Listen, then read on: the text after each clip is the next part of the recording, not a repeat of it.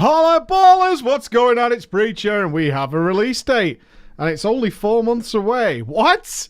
August 14th is when it's going to be arriving, ladies and gents. They have confirmed it. They had the Battle for Azeroth Media Day. All the written details are put down below. MMO Champion actually had a really nice write-up on it. God, that's fast. That's really fast. Like, we were raid testing in Legion Alpha 4 months before it came out, and we haven't got the dungeons yet. We've only just got to the final 2 zones, and they're broken. They're not working correctly. And yeah, okay, we're getting on with this. I don't think they want the big content drought in Legion. Also, I suspect they're actually miles ahead on the internal build of Battle for Azeroth. It really does feel like this alpha beta is a little bit like, this is kind of what's going on, but we're actually way past this. I don't think they're rushing it. I just don't think what they're revealing to us in the alpha and the beta is actually where they are. You might say, why do you feel that way? Just a feeling, a gut feeling on some of the changes that have been made. It does feel like they've had a long time to work on this, and it seems like we're not really getting the whole story, which pessimism and skepticism aside, it doesn't really matter. So I personally don't think they're actually rushing BfA. I actually think they're just further ahead. So it's a good thing. It's a good thing in some ways, and maybe a poor way in terms of feedback and testing. Some interesting choices then. So the Zandalari Trolls are not going to be launching. They're not going to be there at launch, neither are the Kultirans.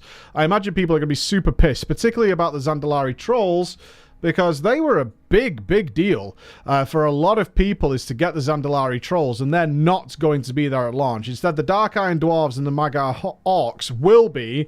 They will be, as long as you do your storyline campaign. So they're calling it the War Campaign. War's flying around. They're really forcing it down our throats a little bit. So the War Campaign is just the story. So in Legion, it was following the artifact story, doing your missions, going out and doing your individual class stuff. This time they're calling it the War Campaign. Same sort of thing. It's going to follow a long storyline as you unlock it, and it's probably going to be gated a little bit. And then you'll eventually get to the point where you can make the next allied races, which are the Magar and the Dark Iron.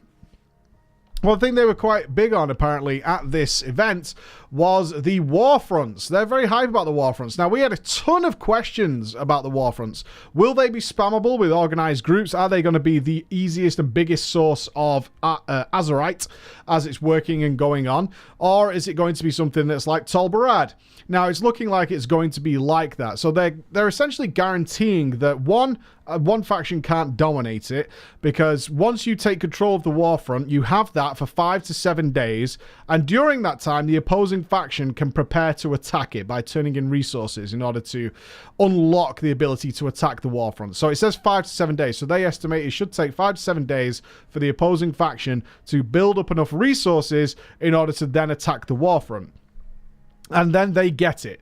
That they are quite open about that. You will get it. Once you've unlocked it and turned in your resources for the Alliance or whatever, once you get in there and get to go it, there is a ludicrously high chance that you're going to win it. They intend you to take it over, and that faction has the opportunity to have control of the Warfront and what it provides for the next 5 to 7 days. That's a decent thing in my opinion, because it was always the problem in, certainly in faction-dominated realms, is some places were just overtaken permanently, and you never got to do them. So if you were doing, say, Tol Barad, for instance, and you wanted to get, say, the Rep Trinket, which was very powerful at the time, a tanking trinket, it was really hard if it was constantly dominated by Alliance and you were the Horde.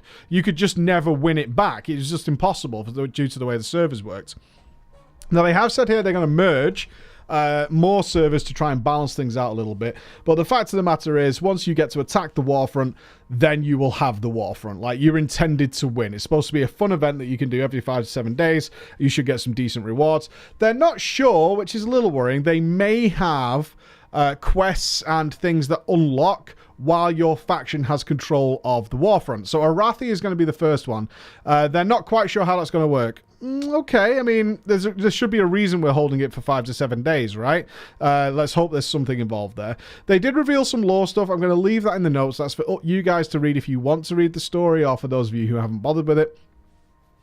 Very standard other changes, though. Nothing that really grabbed my attention other than War Mode. So War Mode, as you might know, or hopefully you know from BlizzCon, they are removing the idea of PvE and PvP realms. That's going away. Instead, you will be able to switch on PvP mode, but they're calling it War mode. So you'll be able to turn your character, toggle a switch. You have now entered War mode.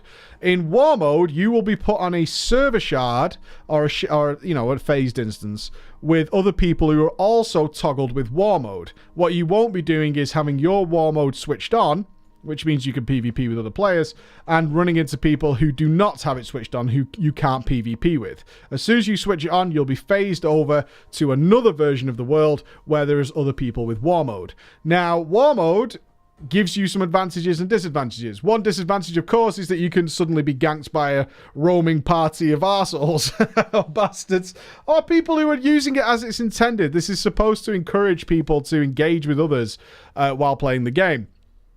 But you will get things like extra experience, extra resources, some rewards, things like that. It's going to be more beneficial to you personally to play with War mode on. If you really dislike PvP, you could switch it off. That's fine. But if you do engage with World PvP and you switch your War mode on, then you will get some little extra benefits. How much more you're going to get? We don't know. How much more you're going to get? We have no idea. It could be a little. It could be a lot. I imagine they might start it quite high to encourage people who are a little bit sheepish about PvP or just consider getting ganked all the time to try it out, and maybe, just maybe, you'll bump into some other people, you'll quest with other people because it's safer that way. That's what Blizzard's trying to encourage with this. They're trying to encourage you to maybe just stop playing the lone wolf for once in the MMO. Why don't you bump into somebody who's doing the same quest as you? Okay, do you want to team up? Let's stay together because we're toggled with War mode. That way we can be safer. If we get into trouble, we can help each other out. That kind of thing. That's an MMO experience. That's what they're looking to achieve with this. They're trying to encourage people to get involved with other players, opposite faction or not. And that includes your friends, making new friends, talking to people, doing things like that. I'm sure it'll be a mixed bag for those of you who are absolutely determined to play the game on your own. There's plenty of players like that. But I would give it a chance if I were you. I'd really give it a chance. They gave some details on how you'll be able to gain weapons and armor through the honor system. It's fill the bar stuff, nothing particularly exciting there. They did say more war fronts are coming, but there we have it. We have our announcement date, some little extra details. I'll leave most of it for you there, some artwork and some story stuff to go along with it, but those were the big ones that I caught. The war mode, the war fronts, and of course, August 14th. We will be there with you. 4 months. That's not bad. That's not bad. If you're looking to get your mounts and stuff from Legion, I'd get working on it now. See you later, guys. Bye-bye.